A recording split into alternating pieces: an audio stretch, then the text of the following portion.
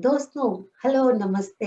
Welcome to Rekha's talk show, proudly sponsored by Desi TV Australia and newspaper and Indian Literary and Art Society of Australia. तो दोस्तों, मैं हमेशा एक बात कहती हूँ कि ऑस्ट्रेलिया में दो चीजों का कोई टैक्स नहीं है। एक तो है तालियां और दूसरी है हंसी। और वैसे भी ऑस्ट्रेलिया के लोग हंसी के लिए, लाफ्टर के लिए, जोक्स के लिए बहुत जाने माने जाते हैं। तो देखिए, दो पंक्तियों के साथ आपका स्वागत करती हूँ।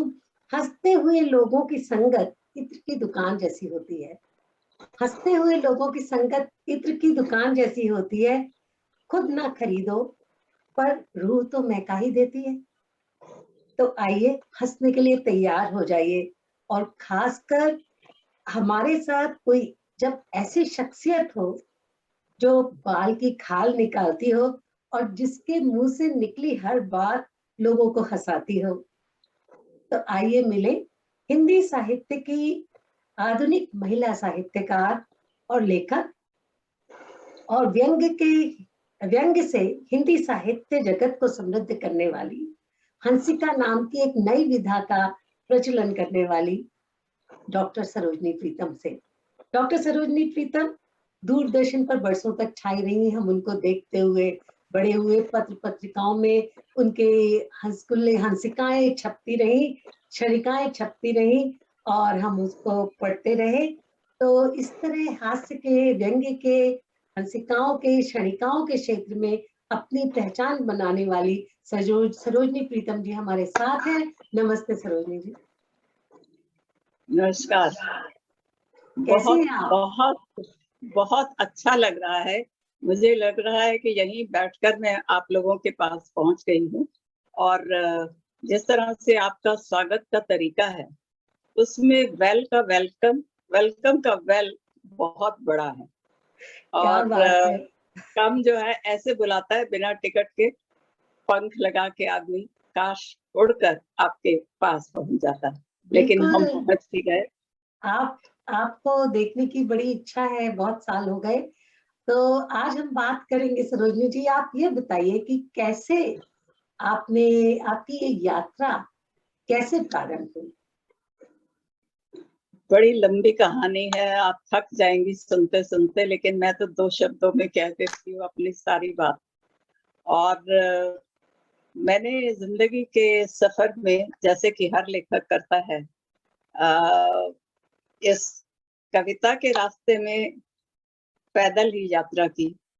और एक व्यक्ति जब मैंने एक व्यक्ति जब मिले थे, बहुत बड़े अधिकारी थे और वो रिटायर हुए थे। तो हमने उनसे यही प्रश्न पूछा था कि आपकी यात्रा कैसी रही? तो उन्होंने वो मेरी वाली हंसिका का उदाहरण दिया था, इसीलिए मैं बता रही हूँ।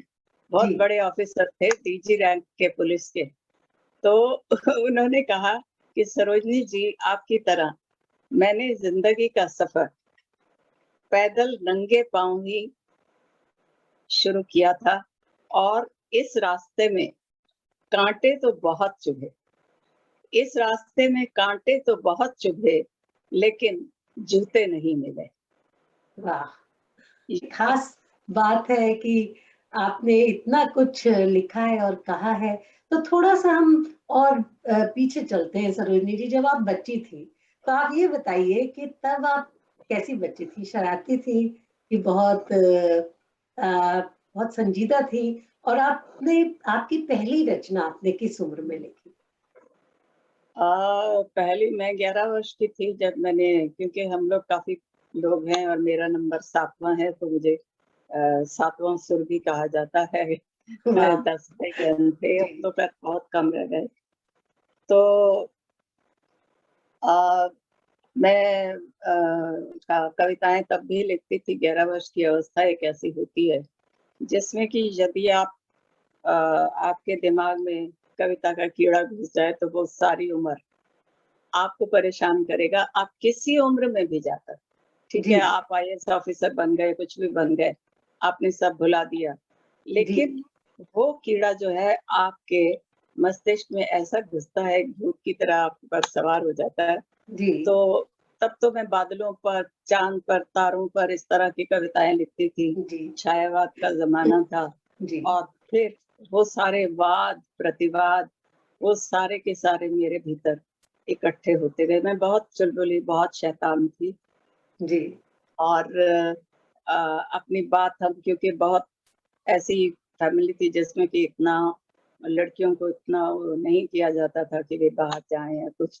तो लेकिन काफी एडवांस थी हमारी फैमिली। मेरे फादर बहुत नामी गामी वकील थे और माँ भी एक बहुत बड़ी साइकोलॉजिस्ट। मतलब एक घर में जो साइकोलॉजी होती है, बिना पढ़े हुए जो उनकी जी साइकोलॉजी है, जी जो हर एक माँ में होती है, हम्म, तो वो स्थितियों को भांप लेती थी, बढ़ावा देती थी। और मेरे पिता ने, जब मैं पैदा हुई थी, तो मेरे पिता ने मेरा नाम क्योंकि उस वक़्त अमृता प्रीतम का भी ज़माना था और जी मेरी माँ जो है वो अमृता जी को बहुत पसंद करती थी। हम पंजाबी हैं, तो बहुत पसंद करती थी। तो मेरे फ़ादर ने मेरा नाम, सरोजिनी नायडू का ज़माना था, वो गवर्नर थे। जी बिल्कुल तो उन्होंने कहा, उन्होंने सरोजनी मेरा नाम रख दिया कि ये मेरे घर की सरोजनी नायडू पैदा हुई। जी तो मेरे फादर ने, मदर ने कहा कि प्रीतम भी चंगा सीगा, मतलब प्रीतम भी अच्छा था। तो हाँ मैंने किसी तरह से, जब मैं कविताएं, ये तो किस्मत की बात है और खुदा की देन है, और खुदा का बहुत बड़ा एक मुझे वरदान मिल गया कि मैं सचमुच कविता की ओर प्रवृत्त हुई। और 11 वर्ष की अवस्था में मैंने बादलों पर लिखी थी कि उस बादल पर अगर होता बिस्तर मेरा, तो मैं चुपचाप वहाँ मतलब अपना बसेरा वाह कर लेती, मुझे घर के काम काज न करने पड़ते। और हाँ मुझे खूब खाना पीना, बादल चंदा ये सारे तारे तोड़ कर लाती, उन्हीं का बिस्तर बिछाती, इस तरह की उलझुल जो सब बच्चे करते हैं। लेकिन ये कविताएं बाल भारत में छपती थी। जी और आप सोचिए कि आप अगर 11-12 वर्ष की अवस्था में कोई आपको छाप देता है ना, तो उसकी छाप छूट जाती है। क्या बात है एक ऐसी छाप छूटती है कि मन करता है कि बस लिखते चले जाओ, कुछ नहीं करो, और चाहे छपे ना छपे। क्या हमारी बात रचना वापस नहीं आती थी उन दिनों भी, जी लेकिन ये पता था कि रचनाएं तकरीबन वापस हो जाती हैं। पर हमने ऐसी छाप छोड़ दी कि वो जी बचपन का छायावाद, वो ऐसा हावी हुआ कि फिर वो वाद मेरी जिंदगी में भी आ गया। जी और मैंने जब एक कविता, एक सहेली ने बड़े उससे कहा था कि इतने वादे किया, कोई फायदा नहीं हुआ, ऐसा निकला वैसा निकला। तो मैंने कहा, उससे पूछा कि तेरा तो जिससे मतलब जिसके साथ जाती थी वो कोई साहित्यकार तो नहीं था? कहती है बड़े बने फिरते हैं साहित्यकार, है एक्चुअली साहित्यकार। तो मैंने कहा कि साहित्यकार प्रेमी के जी वादों पर उसने इतना ही कहा था, साहित्यकार प्रेमी ने इतना ही कहा था कि मेरा मतलब तो वादों से, मेरा मतलब तो छायावाद, रहस्यवाद आदि बातों से था। वाह क्या बात है क्या तो बात है आपकी जो तो ये हाजिर जवाबी है सरोजनी जी और ये बड़ा आपने नया सा हंसिकाएं बनाने ये लिखने की आपने शुरुआत की ये सब कैसे हुआ असल में हर चीज की एक मांग होती है। जैसे स्त्रियों की मांग चुटकी भर सिंदूर से भर जाती है, जी और ऐसे ही पत्रिकाओं की मांग होती है। पत्रिकाओं की अपनी एक स्थिति होती है। तो धर्मयुग और कादम्बनी और साप्ताहिक हिंदुस्तान, वहां से एक उन्होंने कहा था, मेरी असल में धर्मयुग में सबसे पहली एक जी कविता छपी थी कि बना था बेटा मिस्त्री जब से, बना था बेटा मिस्त्री जब से, तो बूढ़ी माँ कहती फिरती थी सबसे कि मेरे बेटे का ओहदा नया है, जी मेरे वाह बेटे का ओहदा नया है, अरे और वो स्त्री हो गया। वाह वाह और ये धर्मयुग में छपी थी, और भारती जी ने मुझे, क्योंकि उस समय वो लिख के भेजते थे, और उन्होंने लिख के भेजा कि ऐसी ही छोटी कविताएं आप हमें भेजिए। अच्छा और ये वास्तव में और ये वास्तव में तब हुआ था जब घर के मिस्त्री ने के साथ ये किस्सा हुआ था। और वो उनकी माँ जो है हमारे वहाँ आंगन में ही आई हुई थी, तो उसने कहा, अब देखना मेरे बेटे की, स्त्री हो गया स्त्री, हाँ, मिस्त्री नहीं बोल सकी। हाँ, अब उसने जिस तरह का मिस्त्री बोला, मुझे सिर्फ क्योंकि मेरा दिमाग हमेशा से खुराफात वाला रहा है, जी, मैं बात सुनती नहीं, मैं आपकी बातों से बात निकाल के उसको मोड़ तोड़ के ऐसा जी, बना दूंगी, आप कहेंगी अच्छा मैंने कब कहा, लेकिन आपको पता नहीं चलेगा कि आपकी ही जी, बात मैं दोहरा रही हूँ। जी, तो इस तरह से हंसिकाओं का जन्म हुआ। अच्छा, फिर और पत्रिकाओं ने मांगे, और फिर कादम्बनी में एक 30 वर्ष तक छपना, मेरा ख्याल है कि एक ऐसा मानक था जिसके लिए पहले पत्र जरूर आते थे। यदि पत्र नहीं आते और यदि उसकी मांग नहीं होती, तो जैसे जिस स्त्री की मांग नहीं होती उसकी स्थिति होती है। जी, जी, तो वो अपने आप बिल्कुल, को सजा संवार के तो रखती है, जी, लेकिन फिर भी उसकी इच्छा होती है कि कहीं उसकी मांग हो। तो ऐसे ही हर एक की ये मांग थी कि ऐसी छोटी कविता में क्या रखा है। और बहुत लोगों ने लिखना शुरू किया, और जैसे उसने कहा है ना कि हम जहाँ खड़े हो जाए हमारे पीछे लाइन बन जाती है। जी, तो मैं ये क्लेम तो नहीं करती, लेकिन सचमुच उसके बाद एक लाइन लग गई। और एक मजेदार जो मेरी हंसी का बहुत मशहूर है, वो जब मुझे कामिल बुल्के अवार्ड मिला था 86 में, सीता का महाप्रयाण पर। तो मुझे वहाँ पर उन्होंने बहुत बड़ा सम्मान दिया था, गोल्ड मेडल दिया था। पटना में हुआ था कार्यक्रम। जी, तो जब मैं पटना गई थी, तो वहाँ पर उन्होंने मुझसे पूछा था कि भई आप पहले आ चुकी हैं? तो मैंने कहा था कि नहीं, पटना में पहली बार आ रही हूँ। जी, तो रास्ते में भी कई किस्से हुए थे कि तब गाड़ी से जाते थे हम लोग, जी, तो उसमें एक व्यक्ति ने मुझे रास्ते में पूछा था, वो धनबाद जा रहा था, तो उसने मुझसे पूछा था, रास्ते में पटना पड़ेगा? तो मैंने कहा पटना क्यों पड़ेगा? हमने तो टिकट खरीद रखी है। उसको नहीं समझ आई। जी, वो कहता है चल ठीक है, ऐसे करके उसको समझ नहीं आई। लेकिन हाँ, मुझे वो शब्द बड़ा अच्छा लगा। और फिर जब उन्होंने फिर पटना की बात की, तो उन्होंने कहा कि आप यदि घूमना चाहें तो हम आपकी व्यवस्था कर देंगे।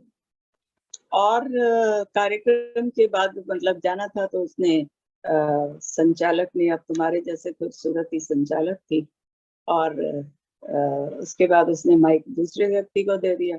तो वो व्यक्ति जो है वो मेरी तारीफ के पुलिंदे बांधने लगा कि हंसिकाओं की उसको एक गंभीर पुरस्कार, तो हमने उन्हें कहा है कि आप पटना दर्शन करें, तो कवयित्री का स्वागत है, बधाई, कवयित्री का स्वागत है, बधाई है। और आप जानते हैं, आप सब जानते हैं, आप पहली बार पटने आई। क्या बात है। अब जो ठहाका लगा, और जो जी, मतलब खुद मैंने भी उससे बड़ी लाइटली लिया, और बड़े मतलब ये नहीं कि पटने से क्या मतलब कहना क्या चाहते हो या कुछ है। तो जिस समय आप ऐसा रिएक्ट ना करें, और आप भी समझ गए, वो भी समझ गए, और एक ऐसी हंसिका बनी जो पिछले 30 वर्ष से मंचों पर चल रही है। ये थी कि हुँ। हास्य जो है वो ऑब्वियसली स्थितियों से उपजता है, लेकिन मैंने देखा है कि हास्य कवियों को और हास्य साहित्य को बहुत से साहित्यकार गंभीरता से नहीं लेते हैं। इसका आपको लगता है कि कुछ कारण है? जबकि मुझे ऐसा लगता है कि हास्य लिखना बड़ा कठिन काम है। आपका कहना बिल्कुल मैं मानती हूँ, ठीक है। और अ, हास्य को उतना महत्व नहीं मिला, मेरा जो कहना है।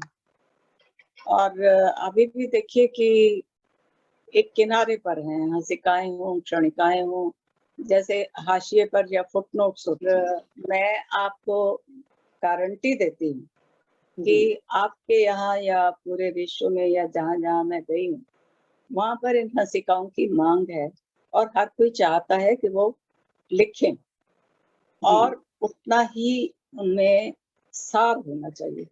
अब देखिए ना कि जैसे नया संसद भवन बन रहा है यहाँ पर, तो या पार्लियामेंटेरियंस हैं, तो हम सांसद कहते हैं अपने सांसद होते हैं। जी। तो अगर आप 2 शब्दों में कहें, सुनो सांसदों, सुनो सांसदों, प्रजातंत्र को नई सांस दो। वाह वाह वाह, ये आपकी खास बात है कि आप शब्द में से सुनो शब्द निकाल के। सांसदों, प्रजातंत्र को नई सांस दो, सुनो सांसद।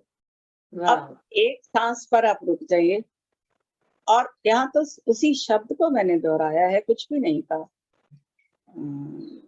एक अभी ये जो बहुत बड़ी कार्यकर्त्री थी हमारी, तो जी। जिस समय वो हार गई चुनाव, तो उसने अपने कार्यकर्ताओं से पूछा था भी हमारी हार क्यों हुई? तो तुम तो कहते थे कि यहाँ मतवाले सभी हैं, मेरे मतवाले। तो उसने कहा कि हमने तो ये कहा था कि आपके मतवाले तो सभी हैं, लेकिन आपका मत वाला एक भी नहीं। क्या बात है, बहुत ही बढ़िया सरोजनी जी। और क्योंकि वो जाकर पता है क्या कहती थी? जी। भाइयों, आवश्यक है हमारा मिलजुल कर रहना, एक मत होना। हाँ, तो भाइयों, एक मत होना, एक मत होना। और अब वो वाह वाह, सोच लिया। क्या बात है। तो आप बहुत हिंदी जो खूब। है ना, ये जी। एक ऐसी भाषा है, इसमें जैसे किसी गलत सराय में रुक जाता है आदमी या रास्ते में रुक जाता है और उसके बाद उसको भुगतान देना पड़ता है। जी। हिंदी ऐसी भाषा है जिसमें आप गलत जगह पर विराम लगा दीजिए या अर्ध विराम लगाइए, और जी। अर्थ का अनर्थ आप खुद कर रहे हैं, जी। दोष आप औरों को दे रहे हैं। तो पहले ये देखिए कि आप कह क्या रहे हैं। सरोजनी जी, कोई आपका यादगार क्षण रहा हो, किसी साहित्यकार या किसी राजनीतिज्ञ, जो जो भी आपके दिल के करीब हो? मैंने सारी यादगार चीजें जो हैं वो हंसिकाओं क्षणिकाओं में गूंथ कर रखी हैं, जी। और मेरा एक-एक जो हंसिका है वो आपको मेरी ज़िंदगी के पन्ने खोलते दे देगा। और यादगार पल वो है जब मैं बहुत बड़े एक सम्मेलन में गई थी, जी। और वहाँ पर तब काका हाथरसी का ज़माना था, तो बहुत मज़ेदार बातें होती थी और मेरा काफ़ी नाम हो चुका था, क्योंकि 5 लोग बैठा करते थे दूरदर्शन पर। एक तब सुरेंद्र शर्मा या अशोक चक्रधर नहीं होते थे। जी। तो उस समय एक महिला जो है वो अपने आप बहुत मतलब एक महत्वपूर्ण थी और मेरे बहुत फैन थे। तो अ, वहाँ पर बहुत बड़ी भीड़ इकट्ठी हुई मेरे नाम से, और वहाँ पर जिस समय मैंने एक कविता बोली थी कि उन्हें खेद था कि जिनके तलवे चाटे, उनके तलवों में भी छेद था। वाह वाह। अपनी स्वस्थ मानसिकता से आपको आगे बढ़ना ही, जी। और हर कोई संसार में कोई ना कोई कुछ ना कुछ करने आया है। मेरा नाम जब प्रीतम मैंने रखा था, तो मेरी सहेलियाँ बड़ा फ़ायदा उठाती थी, जी। और वो एक उसका प्रेमी था, तो वो मुझे कहती थी कि अरे मैं तेरे घर आ रही हूँ। तो उसके बाद वो कह देती थी मैं प्रीतम से मिलने गई हूँ, और अपने प्रीतम को मिलने चली जाती थी मेरे घर मेरा नाम लेकर। क्या बात है। तो नंबर मैंने भी प्रीतम ही सेव किया होगा। तो लोग कहते हैं कि हर एक स्त्री के पीछे सफल पुरुष, हर एक खुश पुरुष के पीछे स्त्री होती है। मेरे जी। पीछे ऐसा प्रीतम लगा था जो कि औरों की सफलता का कारण बना होगा, जी। पर मैं तो तो अकेली आप, थी। आपकी इंस्पिरेशन कौन? अमृता प्रीतम आपकी इंस्पिरेशन थी सरोजनी जी? मैं ऐसा नहीं, मैंने। गीतकार इन दिनों बहुत ज़्यादा थे। अमृता जी का तो मतलब कभी बहुत कम मिली हूँ मैं उनसे। जी। लेकिन छाप है, मतलब उनका जो, लेकिन जैसा उन्मुक्त जीवन उन्होंने जिया है, हम लोग तो मतलब वैसी स्वस्थ मानसिकता हर एक स्त्री में नहीं होती और हर समाज में नहीं होती। हमारा समाज बहुत पिछड़ा हुआ है। रादर मैं कहती हूँ कि मैं स्वयं बहुत पिछड़ी हुई हूँ और चाह कर भी हम कुछ हदें हैं जो नहीं लांघ सके और वो अपने अपने खींची हुई लकीरें होती हैं। किसी लक्ष्मण ने रेखा नहीं खींची, लेकिन हमारी मानसिकता जो होती है, स्त्रियों की मानसिकता, वो प्रायः यही होती है। सरोजनी जी, बहुत अच्छा लगा आपसे बात करके। और मैं तो यही कहूंगी, जो आप अपने, आपकी इतना अच्छा आपका व्यक्तित्व है और आप सदाबहार सी आपकी पर्सनालिटी है, ये पूछूंगी बाद में आपसे चुपचाप कि अब अभी तक वैसी की वैसी कैसे हैं, चेहरे पे कोई झुर्रियां नहीं, कोई कुछ नहीं, ऐसा लगता है कि आप सदाबहार है एकदम। तो ये 4 पंक्तियों के साथ हम ऐसे आगे भी चर्चा करेंगे। जिंदगी से जो लम्हा मिले उसे चुरा लो, जिंदगी से जो लम्हा मिले उसे चुरा लो, और जिंदगी प्यार से अपनी सजा लो, और जिंदगी यूं ही गुजर जाएगी, जिंदगी यूं ही गुजर जाएगी, बस कभी खुद हंसो तो कभी रोते हुए को हंसा लो। वाह वाह वाह रेखा, सरोजनी जी, आपका जवाब नहीं, आपकी कविता, आपकी बारिश की नन्ही बूंदें मैंने सारी इकट्ठी कर ली थी और इतनी अधिक प्रशंसा से भरा हुआ था जो प्रतिक्रियाएं आई, तो मुझे लगा था, क्योंकि वैसे भी आप बहुत अच्छा लिखती हैं और हर पहलू पर आपने लिखा है, ये नहीं कि केवल कविताएं, आपकी आपका काम और वो, उससे मैं बहुत प्रभावित रही हूँ और मुझे बहुत अच्छा लगता है जब भी आप मुझे बुलाएंगे, मैं ज़रूर आऊँगी और लगता है कि मैं आपके पास हूँ, आपके नज़दीक हूँ और आपने मुझे बुलाया, इसके लिए बिल्कुल। बहुत बहुत आप बहुत सरोजनी जी, आप धन्यवाद। जैसे व्यक्तित्वों से तो हमें भी प्रेरणा मिलती रही है। आपने मेरी पहली पुस्तक के विमोचन में हमने इंडिया इंटरनेशनल में किया था। राजेंद्र अवस्थी जी भी थे, हाँ, जी हिमाचल के मुख्यमंत्री भी थे, शांता कुमार जी। तो आप वहाँ उपस्थित थी, आपने मेरी रचना यात्रा को देखा है और जरूर आपका हम मेरे ऊपर प्रभाव रहा है। तो आपसे बात करके आज बहुत अच्छा लगा और इसी तरह हम मुलाकात करते रहेंगे। हाँ, धन्यवाद।